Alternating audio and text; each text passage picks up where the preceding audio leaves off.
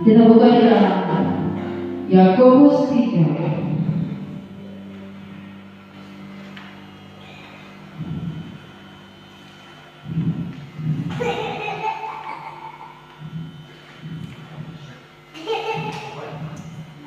Yakobus 3 ayat yang ke-8 hingga ayat yang ke-9. Yang sudah mendapatkan kebenaran firman Tuhan, saya minta semua mendapatkannya dan saya minta semua bangkit berdiri. Yakobus 3 ayat 8 dan 9.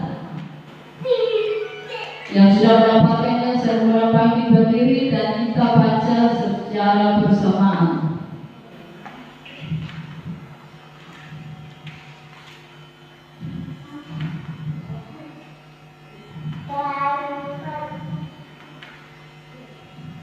Sudah? Yang di belakang?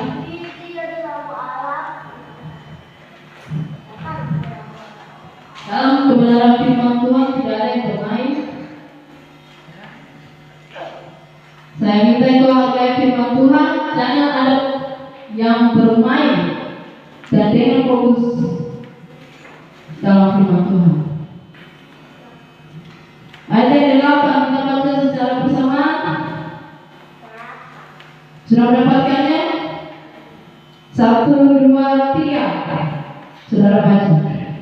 Tetapi tidak semua yang baca. Saya mengulang lagi, sama-sama kita baca. 1, 2, 3. Tetapi tidak seorang pun yang berkuasa menghinakan lidah. Dia adalah sesuatu yang kuat, dia tak berkuasa.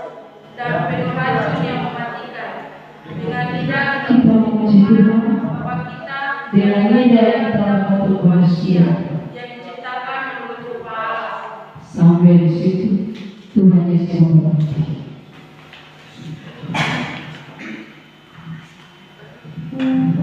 Dan kita merenungkan ayat firman Tuhan ini.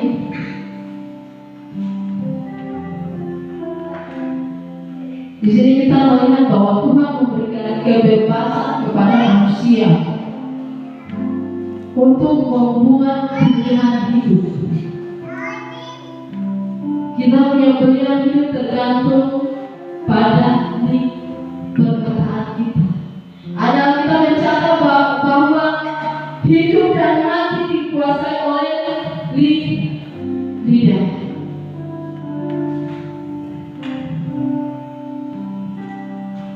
Tuhan memberikan kita kebebasan yang bebas. Mana yang akan kita jalani? Apakah kita melakukan perintah Tuhan atau kalau kita melewati keluar dari perintah Tuhan?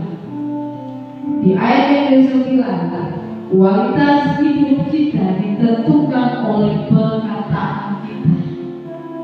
Saudara mengerti? Ayat belakang. Saya tidak mau kau mendengarkan firman Tuhan hanya sebatas dengar tapi tidak hidup. Perkataan, kualitas anak-anak Tuhan ditentukan oleh perkataan hidup kita. Ada dua perkataan yang firman Tuhan katakan, memuji Tuhan atau mengutuk manusia. Ini dikeluarkan hanya lewat satu anggota, yaitu lidah dan mulut. Kita tahu, saya sudah sering katakan bahwa manusia itu selalu mengatakan, mengucapkan perkataan yang positif. Tidak usah mengatakan perkataan yang negatif. Kalau masih saya dengar dari engkau, berarti anak sampai saat ini belum mengerti.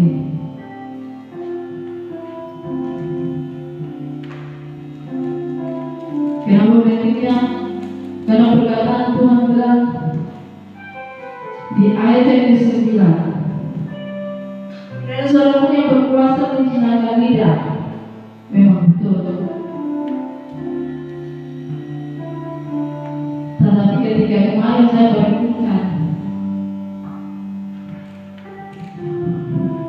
tidak ada seorang pun yang sempurna. Di ayat yang di atas kalau kita lihat, sebab kita semua bersalah dalam banyak hal.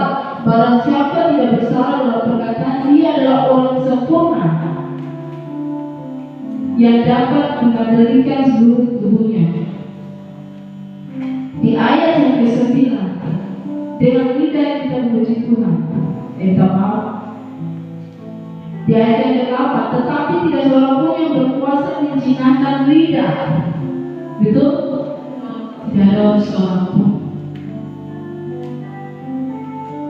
Tetapi ketika kemarin saya menemukan bahwa di dalam penyembahan mampu menjinakkan kegetaran, kemarahan. Saudara tahu seorangnya yang bilang pemarah. Tapi ketika saya masuk, yang hanya menyenangkan, yang hanya membuat hidup saya tenang, jiwa roh saya tenang, itu adalah penyembahan. Semarah-marahnya saya, tetapi ketika saya masuk dalam penyembahan,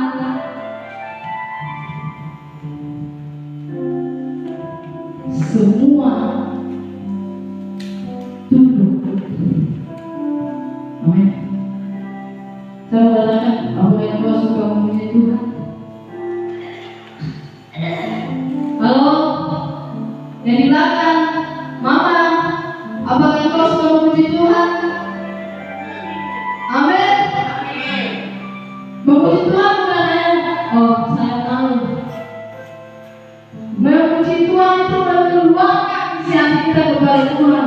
Meskipun kan orang di sebelah kau gila. Ingat, memuji dan berdoa itu berbeda. Berdoa itu meminta, ketika kau memuji, sebelum kau minta, Tuhan tahu apa yang kau suka memuji Tuhan.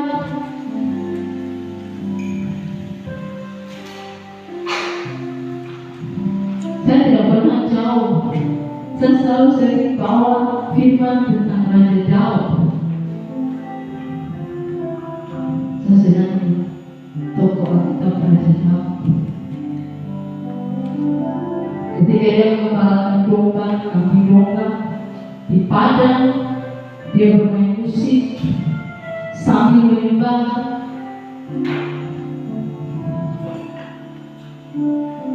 Tanpa dia memikirkan bahwa apa yang Tuhan sudah sediakan bagi dia, dia tidak pernah memikirkan dia menjadi seorang raja. Saudara tahu, ketika saudara menyembah Tuhan, memuji Tuhan, saudara tidak terus banyak berpikir, hari ini saya makan apa, hari ini saya mau bagaimana, hari ini bagaimana, tidak usah. Masa depan saya bagaimana?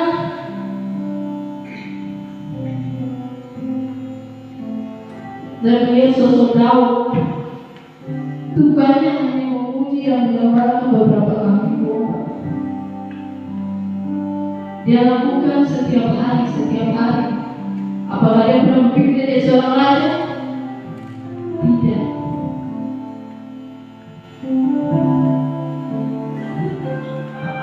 Tidak usah banyak bicara, saudara. Saya akan minta satu di dalam jemaat ini.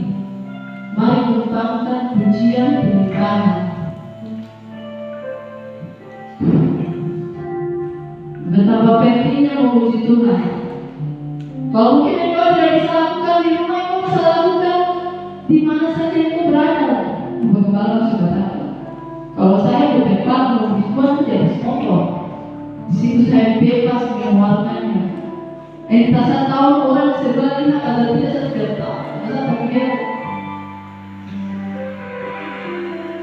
saya suara besar, makanya saya suka batalnya besar. Tapi menyanyikan, bermasmur.